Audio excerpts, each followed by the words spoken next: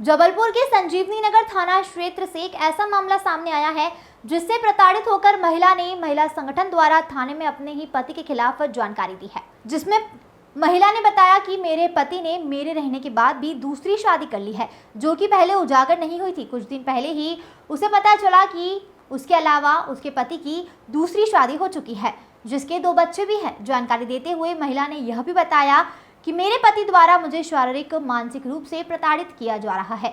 वहीं पति के द्वारा दहेज को लेकर भी हमेशा प्रताड़ित किया जाता है, जिसमें मेरे परिवार द्वारा मांगी गई रकम का आधा पैसा दे दिया गया है, लेकिन मेरे पति को और दहेज चाहिए, जिससे परेशान होकर महिला संगठन का साथ लिया गया है और पूरी जानकारी संबंधित थाने में दी गई। आपको बता दें कि यह पूरा मामला जो हुआ है प्रेम संबंध के चलते हुआ है, लेकिन प्रेम संबंध कुछ ही दिन सही चल पाए। पति के परिवार द्वारा लगातार पैसे की डिमांड की जाती है। वहीं महिला ने आरोप लगाया है कि पति के परिजनों का कहना है कि घर से तुम्हें कुछ नहीं मिलेगा और रहता ही है तो तुम और योगेश की दूसरी पत्नी साथ में रहो।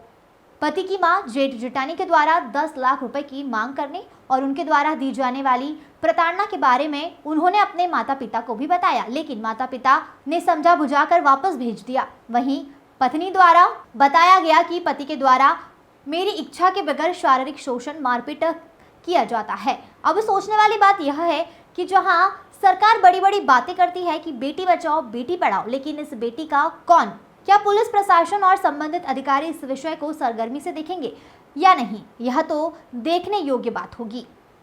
संजीव नगर थाने आप आए थे जी क्या कंप्लेंट लेके आए? सर, मैं मंजू तिवारी, मेरे पति योगेश तिवारी, हमारा प्रेम विवाह हुआ था 2012 में, जिससे मेरे 2 बच्चे हैं।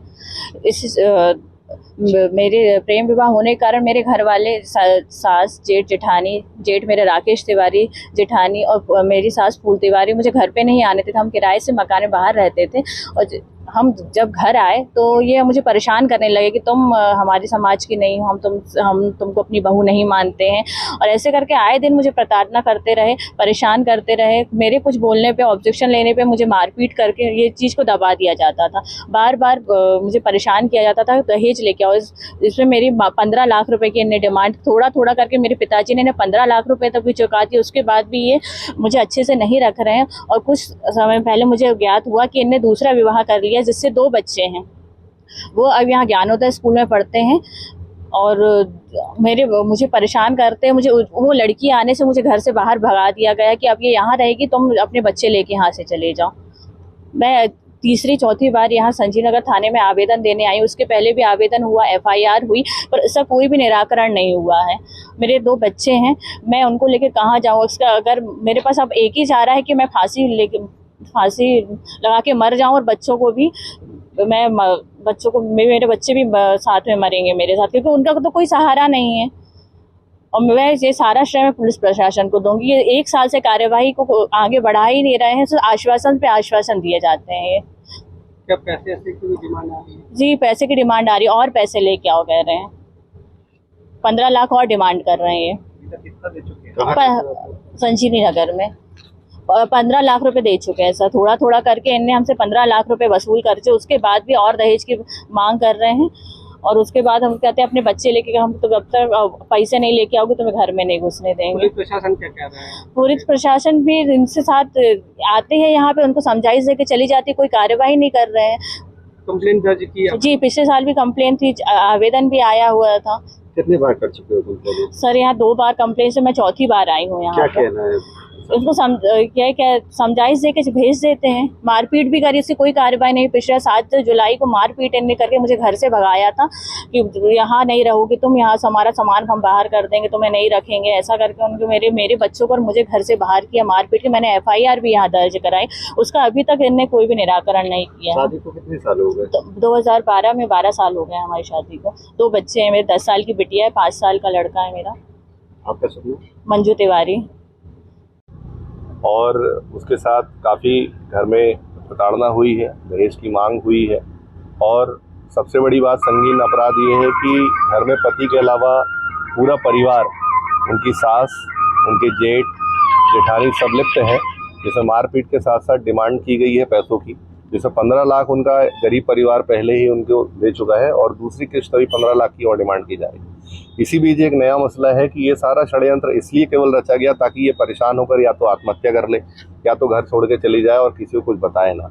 इनके 2 बच्चे हैं और नवीनतम कहानी में ये है कि उस बंदे ने भी दूसरी शादी कर ली है और जिससे 2 बच्चे उसके निवासरत अब जबलपुर में आकर के फुल फ्लैश वो मकान में रखे हैं। और अब जाकर के दबंगाई है कि अब जो तुझे करना है तू कर ले, 10 साल पूरे हो चुके हैं, मैं तो तेरे परिवार को भी नस्ते नाबूद कर दूंगा, तेरे को भी कर दूंगा, तेरे को कहीं छोड़ूंगा नहीं और तू वैसे भी कहीं की नहीं छूटी है। इसके चलते कई षड्यंत्र इनके ऊपर आरोप बनाकर मढ़े गए हैं। चूँकि हम लोग के संज्ञान में ये मामला आया है और काफ़ी जो हम कहते हैं बेटी बचाओ बेटी पढ़ाओ, आज ये नारी शक्ति के ऊपर बहुत बड़ा सवाल है और उसके बावजूद थाने में इनने कई बार कंप्लेन की है। मैंने स्वयं देखा है कि 1 जनवरी 2023 का एक आवेदन था जो महिला थाने से इनको प्रसारित किया गया था। एक कंप्लेन की गई थी जुलाई 2023 में और आज फिर हम एक नए टीआई महोदय के सामने समक्ष खड़े हैं। पिछले टीआई तो चले गए ट्रांसफ़र होके, नए टीआई के सामने एक मामला फिर से हमने बना के रखा हुआ है कि साहब इसमें आप हमारी मदद करें, हम इसको कोर्ट तक घसीटना चाहते हैं। ये एक परिवार का मामला है पूरा जिसमें प्रताड़ना एक महिला को दी जा रही है, उसके बच्चों को दी जा रही है और ये विवश है आज रोती हुई कि महिला के सामने इनने आत्महत्या करने का एक अटूट प्रयास किया है। तो संवेदनाएं हम सबकी जुड़ी हैं, चूँकि हम सभी सामाजिक प्रतिष्ठित संस्थाओं से जुड़े हुए हैं। मानवाधिकार सुरक्षा संगठन के हमारे साथ में है, हमारे साथ शिवसेना भी खड़ी है, हमारे साथ महिला एक प्रयास संस्था भी खड़ी है। तो हम सब लड़ेंगे इस महिला को, हम अपना जितना भी बल हो सकता है इसको न्याय दिलाने में हम संगठन। मैं एडवोकेट रोशन आनंद। अधिकारी वरिष्ठ अधिकारियों को इसकी सूचना देंगे, शिकायत देंगे? ये तो इनिशिएटिव है, स्टार्टिंग हमारा हम थाने से चालू कर रहे हैं। कल हम एसपी थाने भी जाएंगे, वहाँ पे एक आवेदन देंगे ताकि इन पर प्रबलता आ सके और इसमें जितने भी आयोग होते हैं जो न्यायिक रूप से एक महिला प्रधान को लेकर के समाज के प्रति जो काम करते हैं उन सबको इन्वॉल्व करेंगे और एक आंदोलन बना करके पूरे परिवार के प्रति हम उसको जेल के कटघरे में ला के खड़ा करेंगे। मैं एडवोकेट रोशन आनंद, धर्मंती नगर जबलपुर। संजीव नगर थाने आए थे, जी सर। क्या कंप्लेंट? सर मैं पीड़ित हूँ, मैं मंजू तिवारी, मेरे पति योगेश तिवारी गुराताल गढ़ा गंगानगर में रहते हैं। हमारे 2012 में शादी हुई, मुझसे 2 बच्चे हैं मेरे। मुझे धोखाधड़ी करके, मुझे अंधेरे में रख के मेरे परिवार वालों ने, मेरे जेठ मेरे राकेश तिवारी, जेठानी मनु तिवारी, फूल तिवारी, ये मुझे आए दिन प्रताड़ित करते रहते थे, मारते थे, पीटते थे।